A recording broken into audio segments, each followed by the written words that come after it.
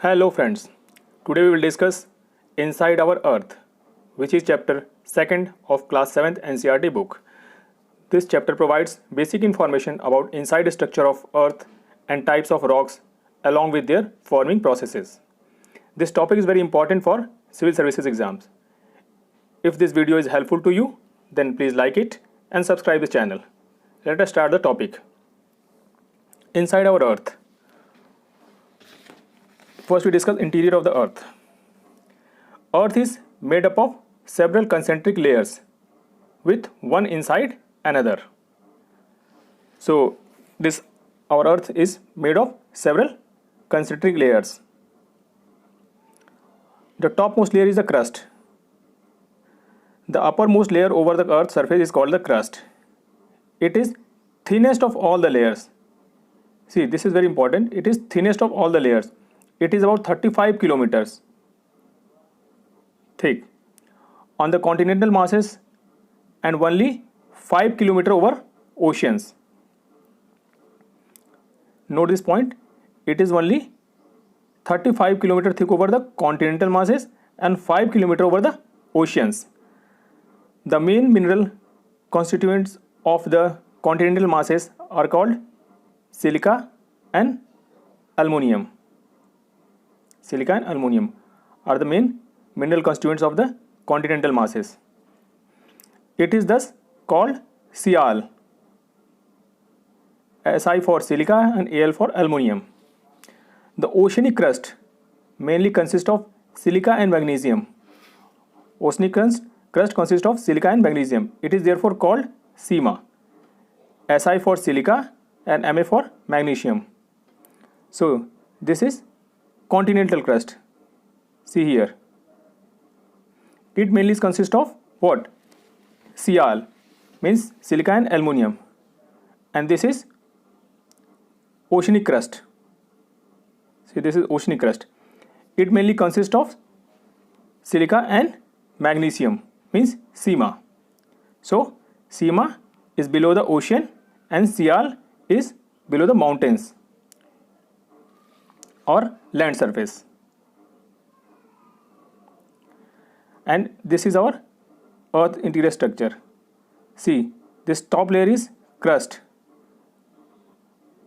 And in this crust, this upper layer is called lithosphere. See, it is lithosphere. We have already discussed in the previous chapter. Then below the crust, it is mantle. See, this is mantle. And this is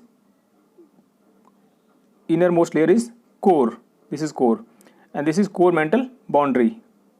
The mantle, which extend up to the depth of 2900 km below the crust.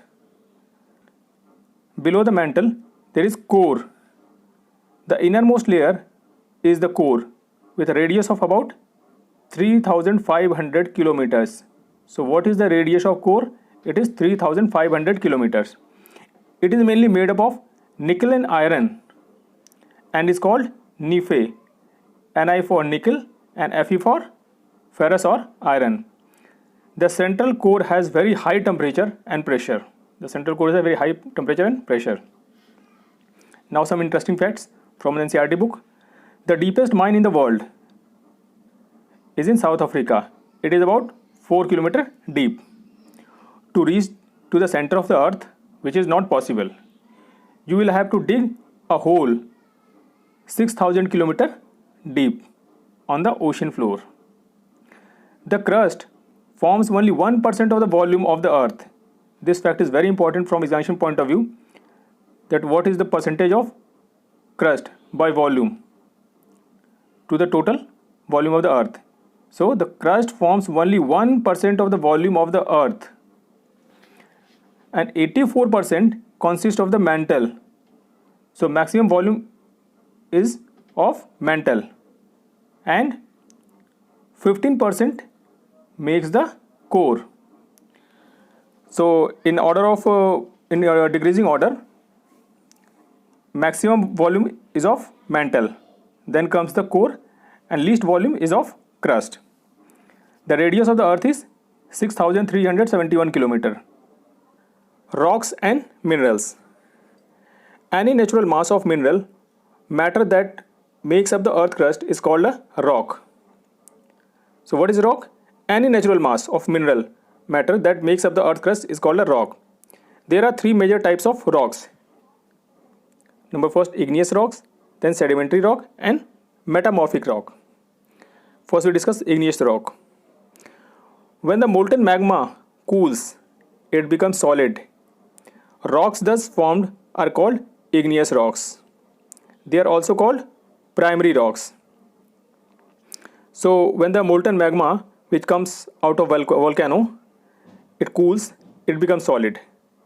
And thus the rocks formed due to solidification of that magma are called igneous rocks. They are also called primary rocks. So sometimes in exams question has been asked that which one of this is primary rock. So primary rock is igneous rock. There are two types of igneous rocks: intrusive igneous rocks and extrusive rocks. Intrusive and extrusive. When this molten lava comes on the earth's surface, it rapidly cools down and becomes solid.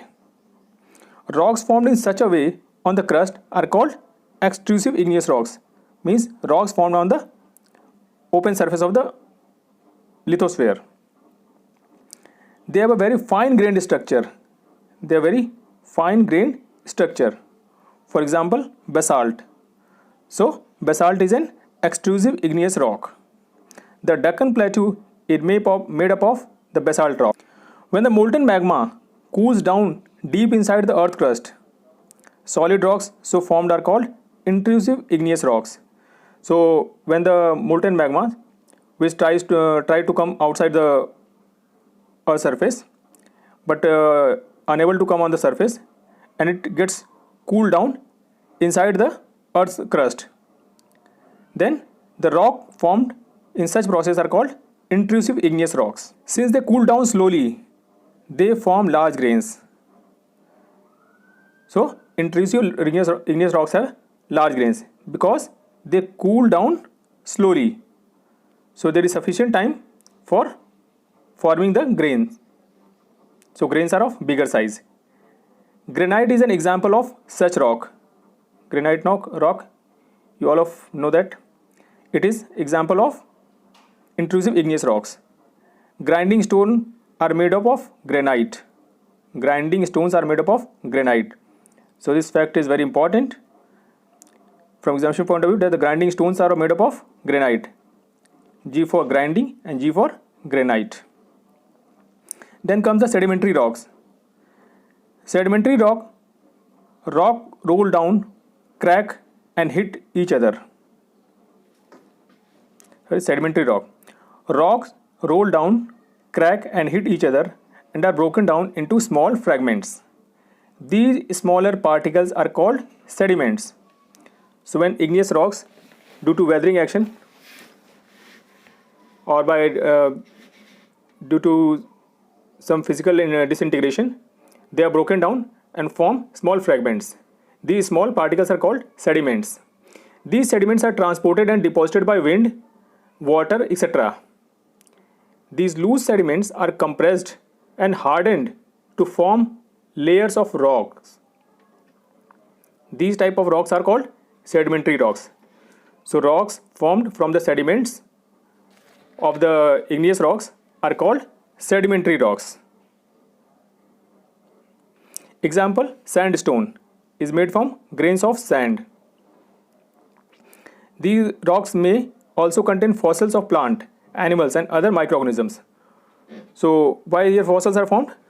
Because during the time of deposition of the sediment, if some plant and animal are dead on these sediments, they are get entrapped in these sediments. So fossils are formed. What are fossils? The remains of dead plants and animals trapped in layers of rocks are called fossils. Then comes the metamorphic rock. Igneous and sedimentary rocks can change into metamorphic rock under great heat and pressure. So due to great heat and pressure, these igneous and sedimentary rocks are changed into metamorphic rock. For example, clay changes into slate and limestone changes into marble. Limestone, a sedimentary rocks, changes into marble. The rock cycle. One type of rock changes to another type under certain conditions in a cyclic manner. So these all the three rocks, igneous rocks, sedimentary rocks and metamorphic rocks, these changes into one another under certain conditions in a cyclic manner. This process of transformation of the rock from one to another, means from igneous to sedimentary and sedimentary to metamorphic, is known as rock cycle. When the molten magma cools, it solidifies to become igneous rocks. These igneous rocks are broken down into small particles that are transported and deposited to form sedimentary rocks. So here igneous rocks changes into sedimentary rock. When the igneous and sedimentary rocks are subjected to heat and pressure, they are changed to metamorphic rock. See, this is rock cycle. See in the figure. This is igneous rocks. This change into sedimentary rocks. When the igneous rocks get disintegrated and deposited into some low-lying area due to wind or water, they form sedimentary rock. They see from the sediments, formation of sedimentary rocks. Then under heat and pressure, both igneous rocks and sedimentary rocks changes to metamorphic rocks. Then again these metamorphic rock which goes down in the earth, they again changes to molten magma, and this molten magma again comes out to the earth surface in the form of igneous rocks, which again changes to sedimentary and so on. So this is the rock cycle. The metamorphic rock, which are still under great heat and pressure, melt down to form molten magma.